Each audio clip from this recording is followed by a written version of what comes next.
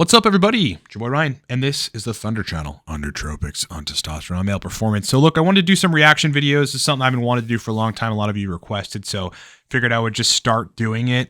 A guy from, I think it's the Nootropic Reviewer, his name is Michael something, did a video about Kratom, which is super interesting because he did it like 2 days after I did a video on Kratom, you know, dispelling all the myths and also talking about all of the downfalls, the pitfalls, like the prolactin increase that it's going to induce in 70% of people or something, which I found interesting. Maybe he just got the idea from me and then did it because he also mentioned like some of the stuff that I mentioned. But anyway, I think what's interesting about this video is he talks about it in a nootropic context, which I totally disagree with, right? Kratom can't be really categorized as a nootropic, and we're going to get into that. So let me just start the video and let's react.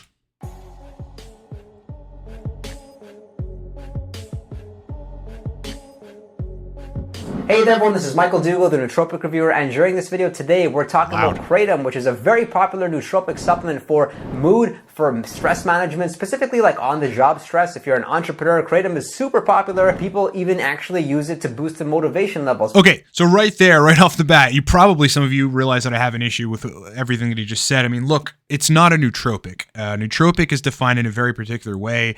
It's, in my definition, I think you'll hear different definitions, but if you look at the classical definition and what it's evolved into, it's a compound that affects brain chemistry positively, usually by modulating neurotransmitters, but that also doesn't have toxicity and or large-scale side effects so long as you're dosing it correctly.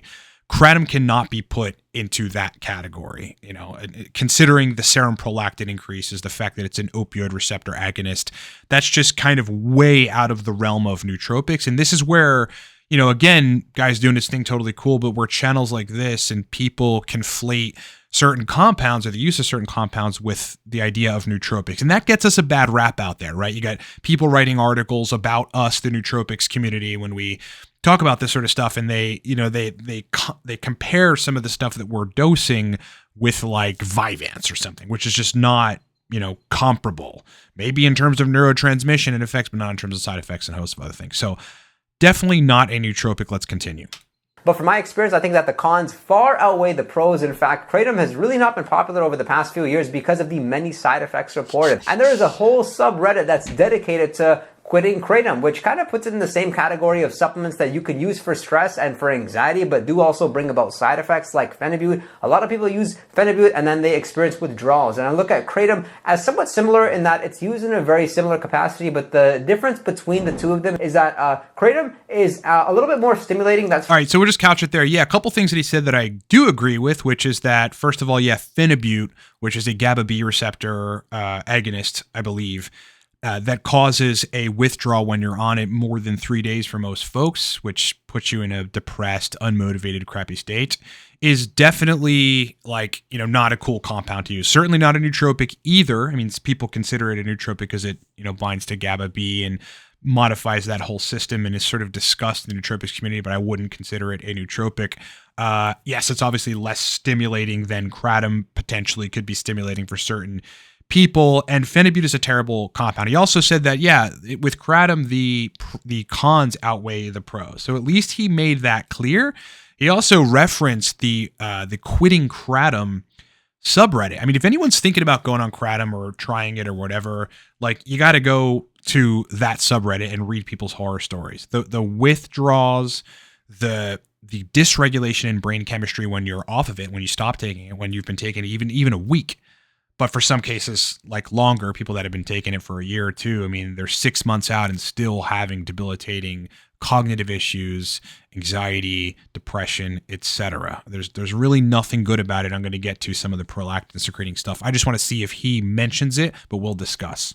From my experience, but not really physically, more like mentally. I look at phenibut more like something that actually brings about a lot more happiness, but doesn't really improve productivity. Kratom, maybe it can improve productivity just a little bit. And so what it is a tropical evergreen tree in the coffee family native to Southeast Asia. It's indigenous to Thailand, Indonesia, Malaysia. And what's neat is that the Kratom leaves, they can be chewed, and the dry Kratom can be swallowed or it can be brewed. But the way that most people take it is in an extract, is in some sort of capsule form. Like this is by Pure Kratom. I've tried this a number of times. I really don't use Kratom too often. I use it strategically for anxiety, but it's like a very rare occurrence. friends, not even once a month. I'm pretty much just giving it a shot to see. Okay, so one thing to make clear is that this guy, I don't know if you've seen this nootropic reviewer guy, cool guy, do your thing, bro, all good, but this dude promotes other products. That's what he largely does. Nootropics, in large part, I think he's a big affiliate for Nootropics Depot. These are the kind of things you guys should know when watching content like this. As well as some other compounds, I think, or companies, I think you just mentioned, Pure Encapsulations. So he's got their product in his hand. Now, what's really interesting about this is if you look at the date of this video, 2 days prior, it may have even been 1 day prior, is when I did my dire warning video about kratom. Like, don't take kratom. It raises serum prolactin levels. It's going to damage neurochemistry. You're going to have a hard time fussing with getting it back to normal thereafter. You don't want anything to do with it. And then the next day or so, this guy does a video talking about this stuff, promoting Pure Encapsulation. So probably he decided, hey, maybe this is an opportunity for me to go make some money or whatever, or it's Pure Encapsulations reached out to him and said, hey, fucking Ballo over here from Cortex Labs just told the truth about this product. Let's go dispel that with bullshit. Who knows? Anyway, as you see in kind of the way that he discussed it, he sort of alluded to the energy or people take it, and he made it look positive, just explaining the root that it comes from in the trees. And let me be clear about this. Kratom and any opioid receptor agonist, but kratom specifically, has the strong potential to upregulate the function of the lactotropes in your pituitary gland. What that means, the lactotropes are prolactin secreting cells in your pituitary gland. Now, you need some level of prolactin. I mean, there's a very tight-knit reference range in nanograms per milliliter. It goes up to 20 or so, but anything above that, as a guy, you're going to be inhibiting erection function at the vascular level, and you're going to inhibit libido. And that is probably through its dopaminergic kind of blocking mechanism, right? If you got high levels of prolactin, you're not pumping out enough dopamine. It actually, through a weird feedback loop, has an inhibitory effect on dopamine. So there's no positive light, within which you can discuss kratom. I'm sorry. I've had too many guys come to me with libido issues, erection quality issues, brain chemistry issues after long stints of kratom to look at this and go, in any capacity, you can talk about this positively. You just should not do that, okay? Because this is people's lives we're talking about. People are going to go and look at all these positives like, oh, it seems cool and it comes from this fucking root or whatever. Cool. Pros and cons, got it. I'll weigh it out or whatever and I'll try it.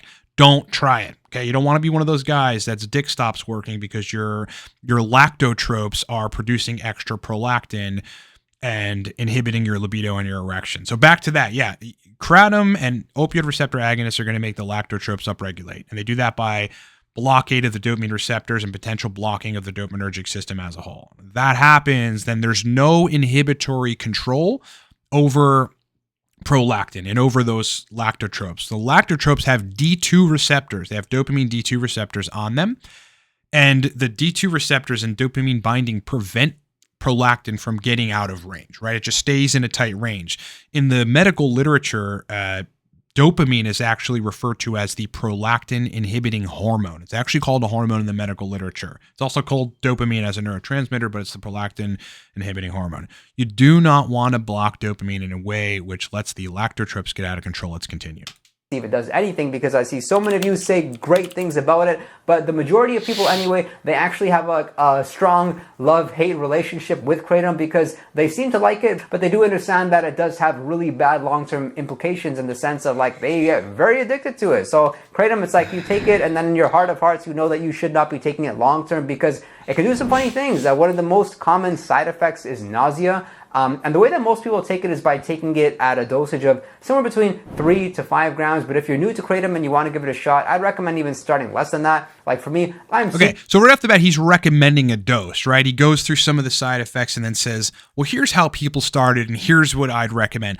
The difference between me and this guy is my, understanding of neurophysiology and chemistry. It's been my study. I'm not some guy reviewing nootropics to have affiliate links in the comment section, right? And in my description, this is a very important thing, and that's been happening widely in the biohacking space lately. And it's a problem because you have people talking products up, but not giving you the caveats on what you should be concerned about if you take one compound or the other, just so that they can make money. It's really a slimy thing that's taken place. There have been some popular YouTubers, which I'll do some reaction videos on soon, that have come out in the last like 1 to 2 years that talk about nootropics and all the sort of similar stuff that we typically discuss, but that are doing this. They're talking products up. They're not giving you the full information.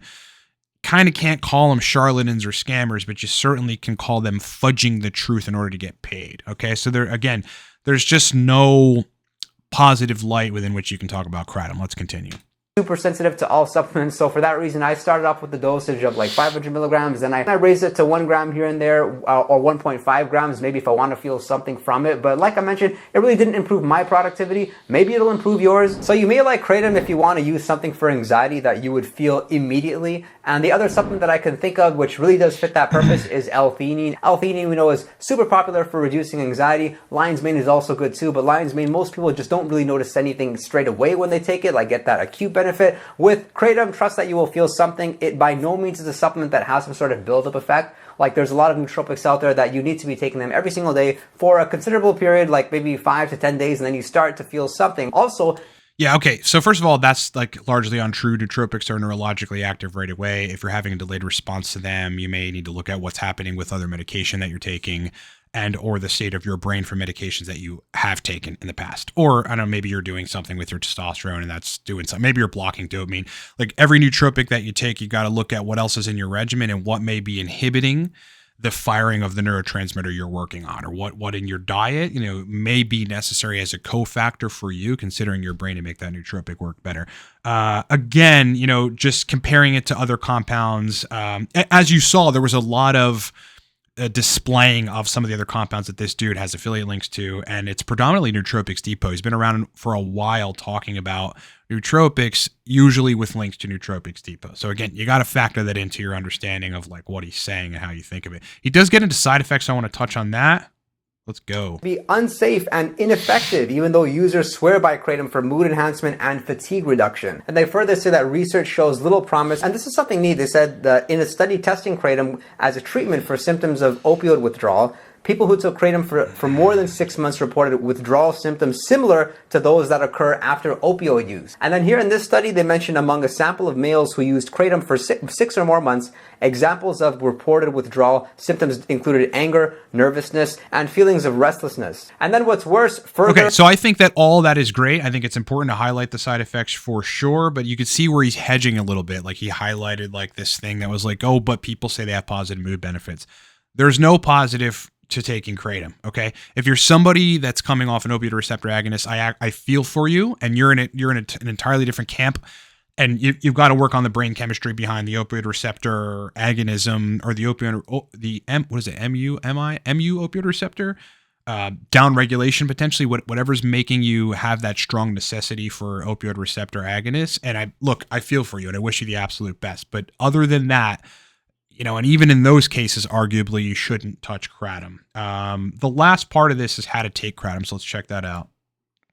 Or you eventually work your way up to a dose like that, you're going to know how you respond to it. And with kratom, it's pretty easy going. You can take it fasted, you can take it fed. You still do feel it when you consume it with the meal, but to really see the benefits from my experience, you want to take it fasted and then just judge it that way. And so for users that are getting into the use of kratom, I would recommend you take it no more than once a day. See how you respond to it, take it at a gram, but don't take it 2 days in a row, because then of course you're setting yourself up to potentially have that withdrawal. I would recommend you just try it one day, but if you're looking for some better and perhaps safer alternatives, some other ones you can look into are lion's mane. Lion's mane I've talked about in this video over here. Okay, so I think that's good that he said, hey, take it for a day and then don't take it thereafter to avoid withdrawal. Again, I would go a step further and say don't fucking touch it. You don't want to upregulate the lactotropes. You don't want to get dependent on it, right? You don't want to, look, when you bind to the most powerful kind of feel-good receptors in your body, it's a superficially induced euphoria. When I did that video about dire warning against kratom, don't take kratom, there was this dude that commented like, well, how else do I reach the euphoria? And I was like, bro, you don't. It's a superficially manufactured state. It's a state that you don't want to reach, okay? Because then you're going to get used to it. You're going to train the receptors to want that state. Nothing else is going to touch that. That's why hedonism is a dark, black, endless hole, for the record, right? Because then you're just chasing these dopamine hits and whatever. There's no case in which this makes sense to take, right? The guy was giving dose recommendations. You just shouldn't take kratom. Now, let's end the video there, and we'll talk about a little bit of my experiences so far with clients to date, I've had people come to me that ended up with pituitary adenomas. I don't know if we discussed this before.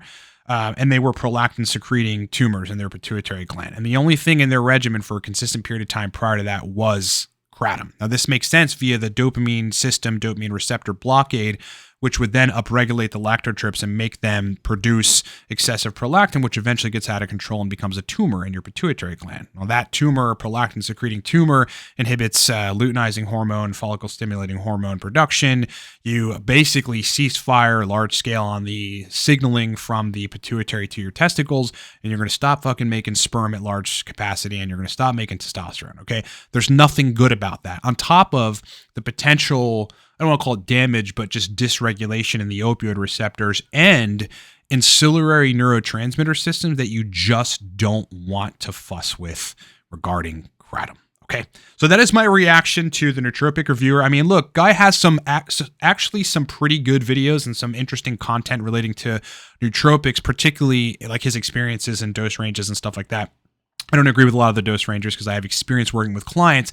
You have to understand the difference between, folks that are pushing or doing content about one compound or the other that have affiliate links in their descriptions and or are working for some of these companies, and someone with an admitted bias. Like, I love nootropics. They've changed my life. Like, we have 2 nootropic products, but like, everything that I'm discussing is from the perspective of here's what it does, here's the literature, here's the dose that I would suggest, but here's the caveats too.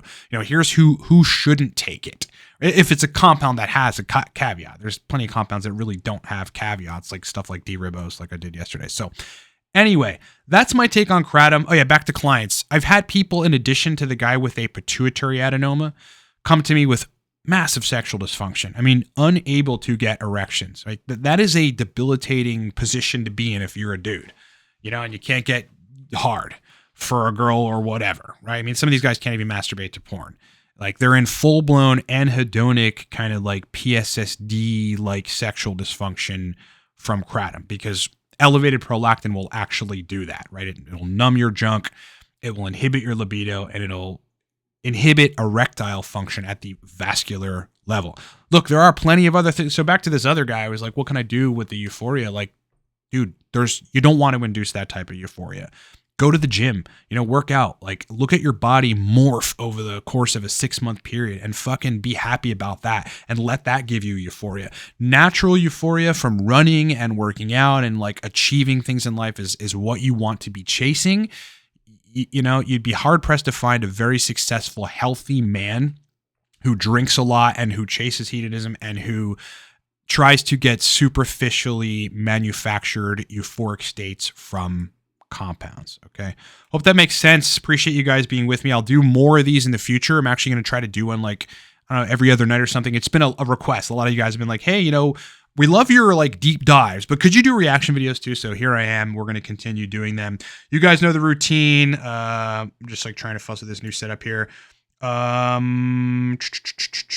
all of our products. Oh yeah. A couple things I wanted to mention. Number one, I got a coupon code for 40% off all of our courses. Okay. So if you want to get Ground Zero Masterclass or Nootropics God course, even the TRT guide, you can get it 40% off right now. Coupon code is course40. You can do that at livecortex.com.